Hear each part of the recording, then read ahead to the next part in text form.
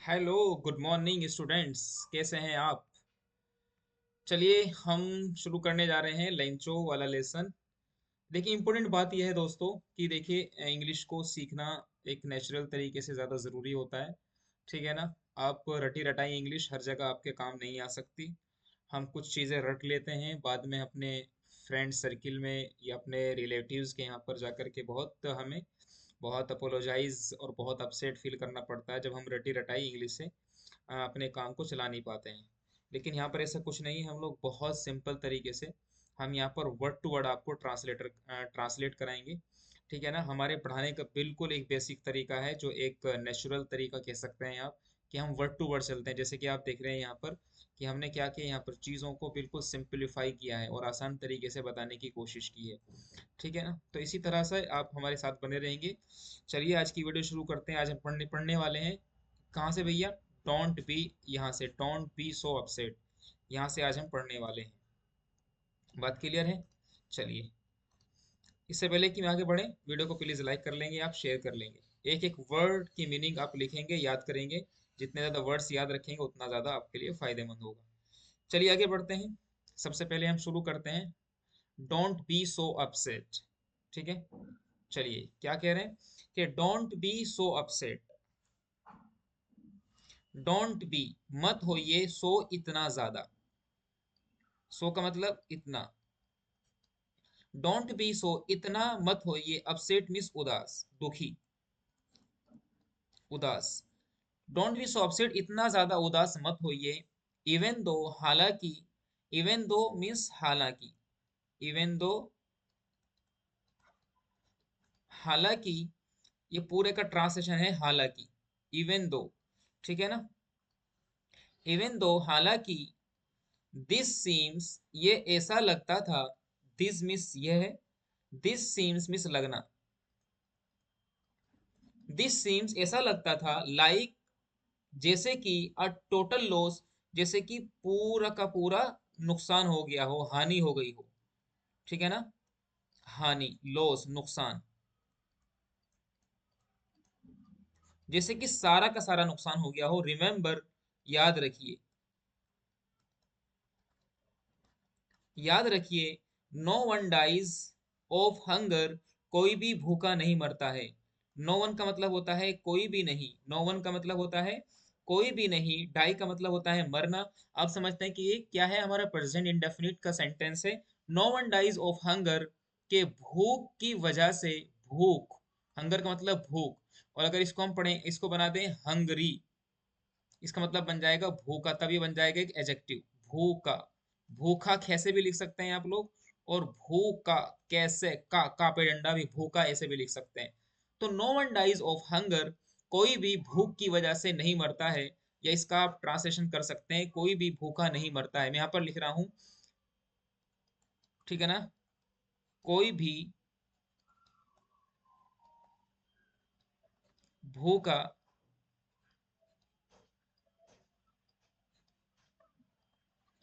कोई भी भूखा नहीं मरता है।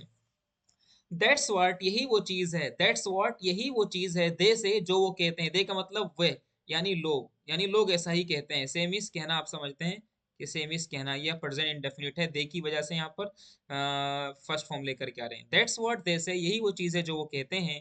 क्या कहते हैं? कि no one dies of hunger, कि कोई भी भूखा नहीं मरता है। कोई भी भूखा, ठीक है ना? ऊपर भी लिख चुके हैं हम लोग, भूखा नहीं मरता है। ये आप इसको अपनी डेली कन्वर्सेशन में भी यूज कर सकते हैं, कोई भी भूखा नहीं मरता है। चलिए आगे बढ़ते हैं अब। इसके बाद है ऑल थ्रू द नाइट, पूरी रात। ऑल थ्रू द नाइट, पूरी। ऑल थ्रू का मतलब पूरा, पूरी। ठीक है ना? तो पूरी रात लैंचो थॉट, लैंचो ने सोचा। थिंक की सेकंड फॉर्म है थॉट। ये सेकंड फॉर्म है किसकी? थिंक की। थिंक में सोचना, इसकी सेकंड फॉर्म थॉट, सोचा। थर्ड फॉर्म भी यही आती है। ये बन जाएगा इसका सोचना, विचार करना। ठीक है ना? तो लेंचो थॉट, लेंचो ने सोचा। Only of his hope, of his one hope, अपनी सिंगल उम्मीद के बारे में। होप का मतलब आशा।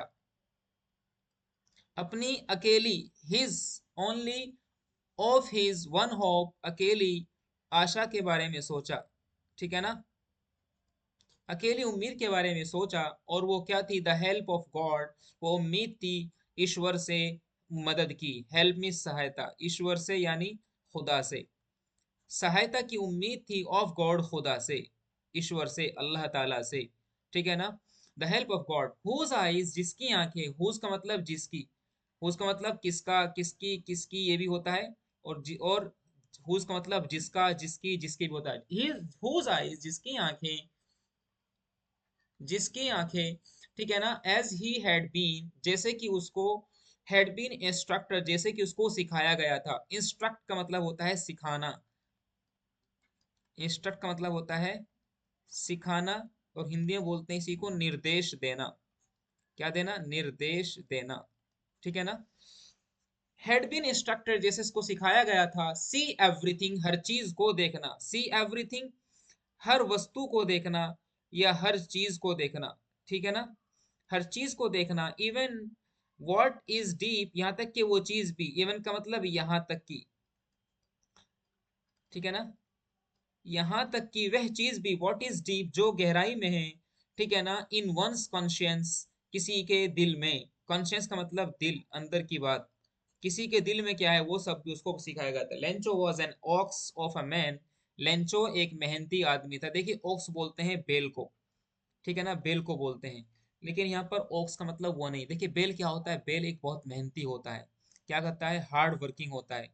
तो इसीलिए यहाँ पर कहने की बात चलिए चल रही है कि लेंचो भी एक बेल की तरह मेहनत करने वाला था।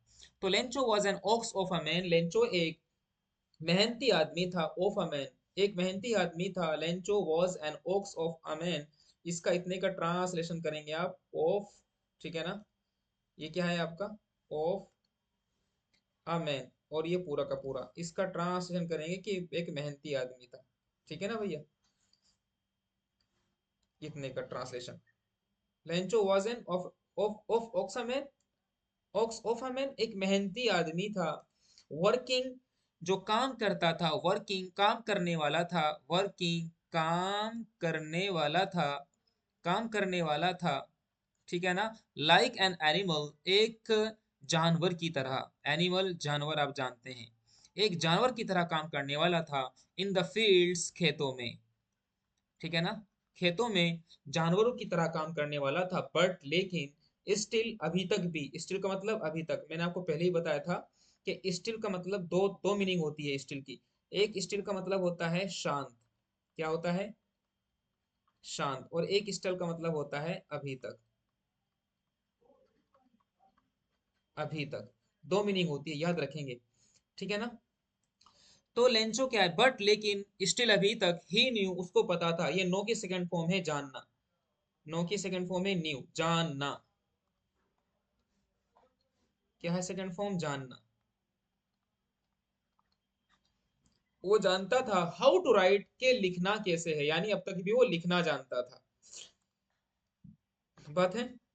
आगे बढ़ते हैं। द फॉलोइंग संडे, अगली, अगले संडे को, संडे समझते हैं आप? अगले संडे को यानी आने वाले संडे को, एट डे ब्रेक, सुबह सवेरे। डे ब्रेक का मतलब होता है सुबह सवेरे। सुबह सवेरे ही बिगेन, उसने शुरू कर दिया। बिगिन की सेकंड फॉर्म है, इसकी फर्स्ट फॉर्म आती है बिगिन, और इसकी सेकंड फॉर्म, इसकी first form begin, second form began, और थर्ड फॉर्म आती है बिगन, यू के साथ। तो देखिए जी के बाद आई है, तो ये बन जाएगा क्या? First form.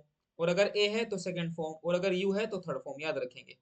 जी के बाद तो क्या लिखेंगे? बिगिन, उसने शुरू कर दिया। ही बिगन, ही बिगन, उसने आरंभ कर दिया या शुरू कर दिया। टू राइट, लिखना। अ लेटर, एक लेटर, एक पत्र, यानी उसने एक पत्र लिखना शुरू कर दिया। विच, जिसको, विच का मतलब यहाँ पर है जौन सा या कौन सा, लेकिन यहाँ पर है जौन सा यानी जिसको। तो जिसको, ही हिमसेल्फ, वो खुद से ही, वुड कैरी, ले जाता है। टू टाउन, शहर में। कैरी का मतलब होता है ले जाना, कैरी मीन्स ले जाना। ब्रिंग मीन्स लाना, ठीक है ना? Bring, B R I N G, bring means लाना। और टेक मीन्स लेना। देखिए टेक मीन्स लेना, ब्रिंग लाना, और कैरी मीन्स ले जाना, तीनों में डिफरेंस देखेंगे। ठीक है ना? तो वुड कैरी वो ले जाता है टू टाउन शहर में, टाउन का मतलब कस्बा या शहर, एंड प्लेस और रख देता है, प्लेस का मतलब रखना भी होता है, प्लेस का मतलब जगह भी होता है, एंड प्लेस और रख देता है इन द मेल, मेल के अंदर, मेल समझते ही आप क्या होता है, वो डब्बा सा जो होता है वो, और उसको कहाँ रख देता है, उसको मेल के अंदर रख देता है, मेल के अंदर। अब आगे बढ़ते हैं। इट वॉज नथिंग, ये कुछ भी नहीं था, less than a letter to God, खुदा के नाम, एक खत के, एक खत से कम, ठीक है ना। इट वॉज नथिंग, ये कुछ भी नहीं था, लेस देन मगर एक खत था खुदा के नाम, ईश्वर के नाम, ठीक है ना, खुदा के नाम, ईश्वर के नाम एक लेटर था, एक पत्र था, गॉड उसने लिखा, क्या लिखा उसने, उसने लिखा गॉड, ही रोट उसने लिखा, गॉड यानी ईश्वर, if you don't help me, अगर आप मेरी मदद नहीं करते हैं, if you don't, don't help me ये प्रेजेंट इंडेफिनिट का नेगेटिव सेंटेंस है, अगर आप help me, don't help me, if you don't help me, अगर आप मेरी मदद नहीं करते हैं, तो माई फैमिली मेरा पूरा परिवार, माई फैमिली मेरा परिवार, एंड आई और मैं, विल गो हंगरी भूखे ही रहेंगे, दिस ईयर इस साल, दिस ईयर हंगरी मीन्स भूखा, तो मैं और मेरा पूरा परिवार विल गो रहेगा हंगरी भूखा, दिस ईयर इस साल, यानी भूखे मर जाएंगे। आई नीड इसलिए मुझे आवश्यकता है, मुझे जरूरत है, जरूरत, मुझे जरूरत है, आई नीड मुझे जरूरत है, 100 पैसेज, 100 पैसेज की, ठीक है ना, 100 पैसेज यानी 100 पैसों की मुझे जरूरत है, आई नीड 100 पैसेज, मुझे 100 पैसों की जरूरत है, क्यों, इन ऑर्डर टू सो, बोने के लिए, सो का मतलब होता है बोना, खेत में बीज डालते हैं ना हम लोग, ठीक है ना, सो का मतलब बोना, और बीज को बोलते हैं इंग्लिश में सीड्स, सीड्स, ठीक है ना, सीड्स बोलते हैं, क्या बोलते हैं भाई, सीड्स बोलते हैं, ये मिटा देता हूं मैं।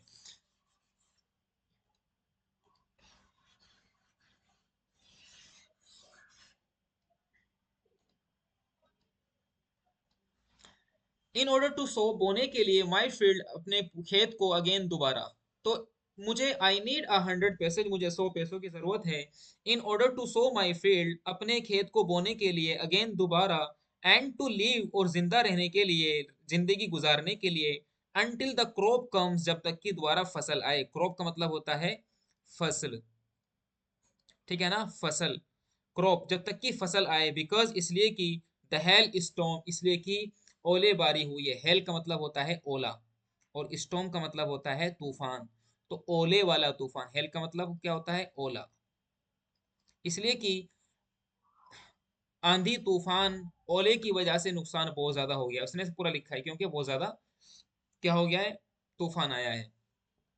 ही रोट उसने लिखा, टू गॉड खुदा के लिए, खुदा के नाम, टू गॉड उसने क्या लिखा, खुदा के नाम, कहाँ लिखा ये, जैसे हम लोग कहाँ लिखते हैं, लिफाफे के ऊपर लिखते हैं, उसने भी कहाँ लिखा, लिफाफे पर, तो ही रोट उसने लिखा, द टू गॉड खुदा के नाम, ऑन द एनवेलप लिफाफे पर, किस पर, लिफाफे पर, लिफाफे, लिफाफे पर लिखा, पुट द लेटर, पुट का मतलब डालना, और उसने डाल दिया, पुट मीन्स डालना, इसकी सेकंड फॉर्म, इसकी थर्ड फॉर्म, इसकी first form, put put put यही रहती है, यानी फर्स्ट फॉर्म भी यही होती है, सेकंड भी, थर्ड भी, याद रखेंगे।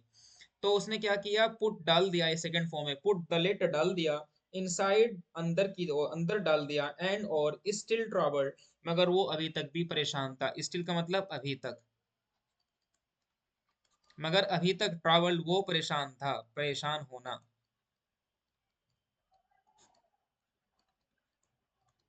मगर वो अभी तक परेशान था, वेंट टू टाउन शहर गया, ठीक है ना, at the post office, post office पर, ही प्लेस्ड उसने लगाई, रखी, रखना, मैंने पहले ही बताया था ना, रखना, उसने रखी मतलब लगाई, अ स्टाम्प एक मोहर, मोहर, ठीक है ना, मोहर क्या बोलते हैं आप हिंदी में, शायद मोहर भी लिखा जाता है, स्टाम्प समझेंगे, उसने एक मोहर लगाई ऑन द लेटर पत्र पर, एंड ड्रॉप्ड और डाल दिया, ड्रॉप का मतलब होता है टपकाना, ड्रॉप मीन्स टपकाना, डालना, इसलिए ड्रॉप बूंद को ही बोलते हैं ड्रॉप, ड्रॉप का मतलब क्या होता है, बूंद, क्योंकि बूंद ऊपर से टपकती है, तो कह सकते हैं कि इसी से लिया गया होगा। और क्या कर दिया, इसलिए बोलते हैं कैच ड्रॉप कर दिया है, टपकाना, क्योंकि ऊपर से बॉल ये है, ये बॉल आती है, ठीक है ना, और फिर क्या होता है कि बॉलर के हाथ से या फील्डर के हाथ से बॉल छूट जाती है, तो बोलते हैं कि कैच ड्रॉप कर दिया है, कैच ड्रॉप कर दिया है। तो एंड ड्रॉप, और उसने डाल दिया इट, इसको, किसको, लेटर को, इट का मतलब यहाँ पर लेटर को, into the mailbox, mailbox के अंदर, ठीक है ना, मेल बॉक्स के अंदर डाल दिया। हमने यहाँ तक पढ़ लिया है, और यहाँ से हम कल शुरू करेंगे वन ऑफ द एम्प्लॉयज। कैसा लगा है आपको, प्लीज लाइक करके बताइएगा, शेयर करिएगा वीडियो को, सब्सक्राइब करिए, और हाँ, कमेंट जरूर लिखिए, कमेंट जरूर करिए कि आप किस तरह के टॉपिक पर हमसे वीडियो चाहते हैं। हम पूरी तरीके से कोशिश करेंगे 100% कि हम आपकी जो भी डिमांड है उसको फुलफिल करें। नेक्स्ट वीडियो में आपसे मुलाकात करते हैं, तब तक के लिए आप हमें देंगे इजाज़त। Thank you.